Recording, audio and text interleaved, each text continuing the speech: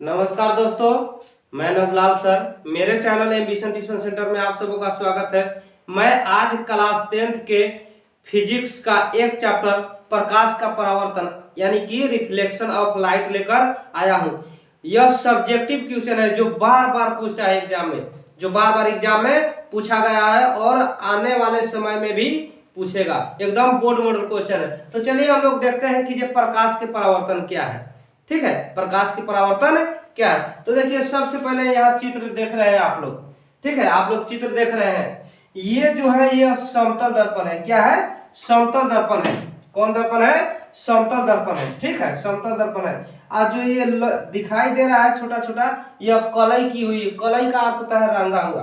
ठीक, और यहाँ से प्रकाश के किरण आएगा। ठीक, प्रकाश के किरण आएगा और यह चमकीला सतह रहता है, यानी कि चिकना सतह होता है। प्रकाश के परावर्तन क्या है? जब कोई पदार्थ किसी वस्तु से आ रही प्रकाश की किरणें चिकनी सतह पर पड़ती है और टकरा कर उसी माध्यम से वापस लौट जाती है। इस प्रक्रिया को हम लोग प्रकाश के परावर्तन कहते हैं। तो देखिए, ये चिकना सतह है। समतल दर्पण क्या है? चिकना सतह है। यह प्रकाश की किरण आ रही है, प्रकाश की किरण आ रही है और टकरा कर वापस लौट रही है। टकरा कर क्या हो रही है? वापस लौट रही है। तो आ रही प्रकाश की किरण को हम लोग आपतित किरण कहेंगे। आ रही प्रकाश की किरण को हम लोग क्या कहेंगे? आपतित किरण कहेंगे। और टकरा कर समतल दर्पण से टकरा कर वह वापस लौट जाती है, तो इसे हम लोग परावर्तित किरण कहेंगे। क्या कहेंगे? परावर्तित किरण कहेंगे। तो इधर से आ रही है और इधर से जा रही है। ठीक है, तो उसके बीच में एक लंब रेखा होगा। हम लोग मान लेते हैं कि जो उसके बीच में क्या होगा? लंब रेखा होगा। तो उस लंब रेखा के हम लोग क्या बोलेंगे? अभिलंब बोलेंगे। क्या बोलेंगे? अभिलंब बोलेंगे। तो देखिए, तो आपतित किरण और अभिलंब के बीच जो कोण बनता है उसे हम लोग आपतन कोण कहेंगे।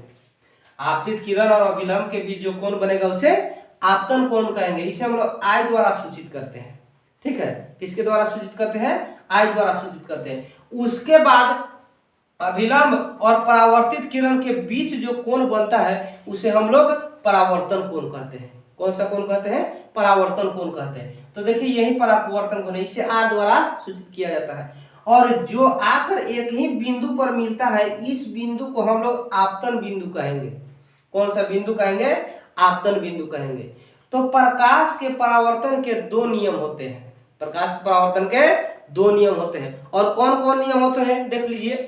एक में आपतन कोण परावर्तन कोण के बराबर होता है। क्या होते हैं? आपतन कोण परावर्तन कोण के बराबर होता है। जितना कोण ये होगा उतना ही यह भी होगा। ठीक, और दूसरा नियम है आपतित किरण, परावर्तित किरण और आपतन बिंदु पर डाला गया अभिलंब, तीनों क्या होगा? एक ही सीध में होगा, यानी कि एक ही समतल में होगा। तो चलिए हम लोग देखते हैं।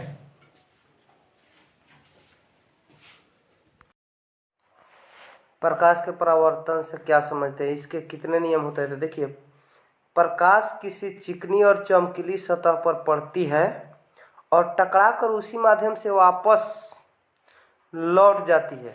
तो इस प्रक्रिया को प्रकाश का परावर्तन कहा जाता है। ठीक है, इस प्रक्रिया को क्या कहा जाता है? प्रकाश का परावर्तन कहा जाता है। उसके बाद देखिए, प्रकाश के परावर्तन के दो नियम होते हैं। प्रकाश के परावर्तन के दो नियम होते हैं। एक में आपतन कोण परावर्तन कोण के बराबर होता है और दो में यानी कि बी में आपतित किरण, परावर्तित किरण और आपतन बिंदु पर डाला गया अभिलंब तीनों एक ही समतल में होते हैं। ठीक है, ये बोर्ड मॉडल क्वेश्चन है, ये बार बार पूछा जाता है एग्जाम में, इसे आप लोग रट लीजिएगा। उसके बाद देखते हैं क्वेश्चन नंबर 2। कह रहा है पारदर्शी पदार्थ क्या है? पारदर्शी पदार्थ क्या है? तो जिन पदार्थों से होकर प्रकाश पूर्ण रूप से आर पार निकल जाता है उसे पारदर्शी पदार्थ कहा जाता है। जैसे में देख लीजिए, कांच, पानी, हवा इत्यादि, ये सब क्या है? पारदर्शी पदार्थ है। ठीक है, उसके बाद देखते हैं क्वेश्चन नंबर 3। क्वेश्चन नंबर 3 कह रहा है प्रतिबिंब क्या है? प्रतिबिंब क्या है?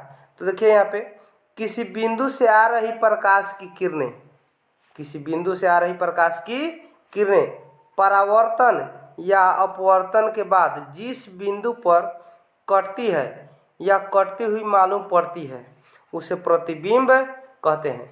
यानी कि जो प्रकाश आएगा उसके बाद परावर्तन के बाद क्या कटेगा या कटते हुए मालूम पड़ेगा, तो हम लोग क्या कहेंगे, प्रतिबिंब कहेंगे। ठीक है, उसके बाद फिर कह रहा है क्वेश्चन, समतल दर्पण की विशेषता बताओ। ठीक है, बहुत अच्छा क्वेश्चन है बोर्ड मॉडल। तो ये में देखिए, यह प्रतिबिंब काल्पनिक होता है, इसे पर्दे पर नहीं उतारा जा सकता। देखिए जो समतल दर्पण में जो प्रतिबिंब आता है वह काल्पनिक होता है, इसे पर्दे पर नहीं उतारा जा सकता। बी में कह रहा है यह प्रतिबिंब सीधा होता है, क्या होता है, सीधा होता है।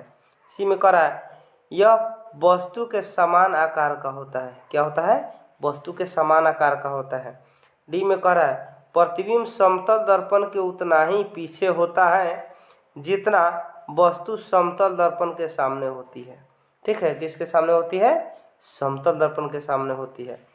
और कह रहा है ई में यह पार्श्व विपर्तन दर्शाता है। ठीक है, ये बोर्ड मॉडल क्वेश्चन था। ठीक है, बहुत VVI question, board model question है ये सब, आप लोग इसे रट लीजिएगा। यदि आप लोगों को यह वीडियो अच्छा लगे तो आप लोग मेरे चैनल को सब्सक्राइब, लाइक, कमेंट जरूर कीजिएगा, अपने दोस्तों के बीच शेयर जरूर कीजिएगा। ठीक है, इसी तरह बोर्ड मॉडल क्वेश्चन लेकर आता रहूँगा। तब तक के लिए जय हिंद, जय भारत।